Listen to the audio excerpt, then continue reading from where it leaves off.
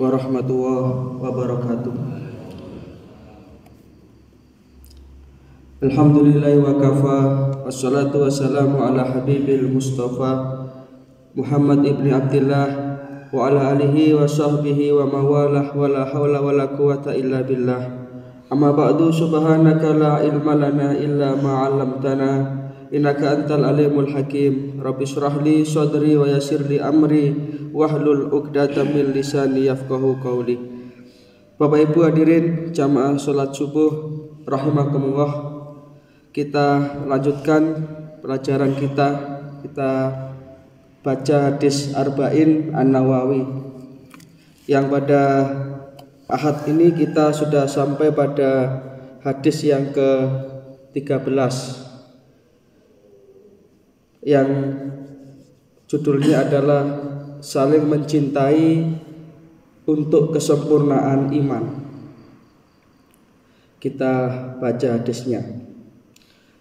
Al-hadisus salisu asara an Abi Hamzah Anas ibni Malik radhiyallahu anhu khatimi Rasulillahi sallallahu alaihi wasallam anin nabiyyi sallallahu alaihi wasallam qala la yu'minu ahadukum hatta yuhibba li akhihi ma yuhibbu li nafsihi. Rawahul Bukhari wa Muslim. Hadis yang ke-13 dari Abu Hamzah Anas bin Malik radhiyallahu an. Anas bin Malik ini adalah khatimur Rasul, pelayan Rasulullah sallallahu alaihi wasallam. Beliau ini mewakafkan dirinya untuk membantu di rumah tangga Rasulullah sallallahu alaihi wasallam, menyiapkan kebutuhan Rasul, membersihkan rumah Rasulullah, sehingga dari beliau ini banyak diriwayatkan hadis. Satu di antaranya ini, aku pernah mendengar Rasulullah Shallallahu Alaihi Wasallam bersabda, salah seorang di antara kalian tidaklah beriman, la yu'minu ahadukum hatta yuhibba li akhihi, sampai ia mencintai saudaranya, ma yuhibba li nafsihi, sebagaimana ia mencintai dirinya sendiri. Hadis sahih diriwayatkan oleh Imam Bukhari dan Imam Muslim, di muttafaqun alaih. Dalam hadis Bukhari nomor hadis 13 dan dalam hadis riwayat Muslim nomor hadis 45.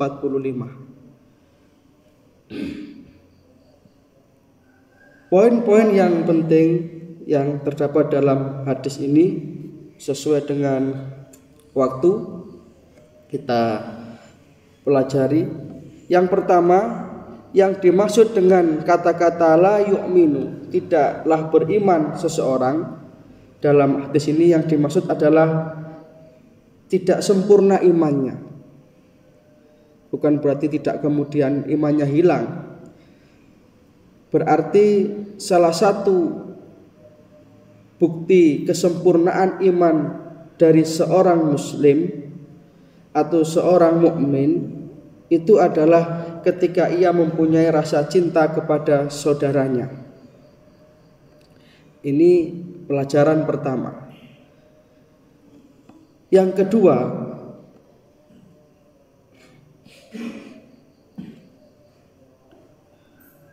atau sebelum masuk yang kedua, kita ambil dulu salah satu riwayat dari Imam Ahmad terkait dengan hadis ini. Beliau menyatakan atau memberi penjelasan atau mensyarah.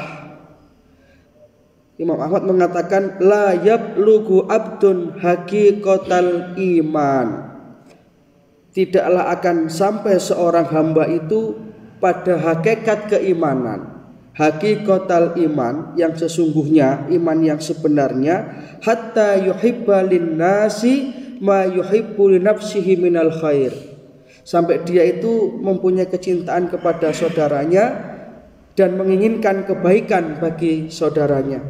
Ini Imam Ahmad memberikan penjelasan tentang hadis ini. Nah, Bapak Ibu hadirin rahimakumullah. Jadi kecintaan kita terutama kepada saudara sesama muslim ini perlu kita tumbuh kembangkan. Maka siapapun kita ini harus selalu menjadi perekat umat, harus selalu menjadi orang yang saling mencintai karena Allah. Kalau membenci pun juga karena Allah. Kemarin sedikit kita bahas tentang satu di antara 7 golongan yang nanti di mahsyar itu akan mendapatkan dhillullah atau perlindungan Allah. Sab'atun yudhilluhumullahu fi dhillihi yauma la dhilla illa dhilluh. Ada 7 golongan, satu di antaranya adalah rajulun tahabba fillah ijtama'a alaihi wa tafarraqa alaihi. Orang yang saling mencintai karena Allah, membenci pun juga karena Allah. Ini salah satu wujud dari kesempurnaan iman seorang muslim.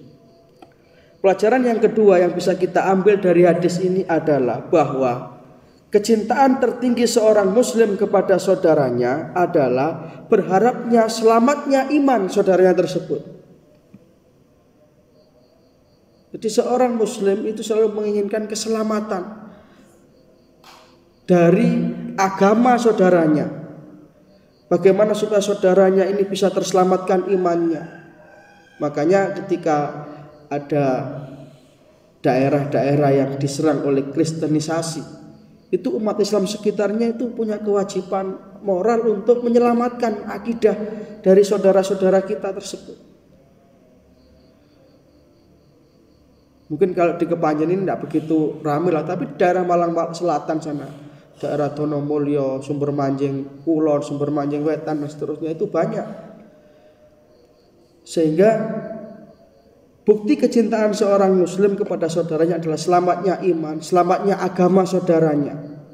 Maka saling nasihat menasihati dalam kebaikan. Yang nasihat ini hendaknya didasari pula dengan cinta, tidak didasari dengan emosi.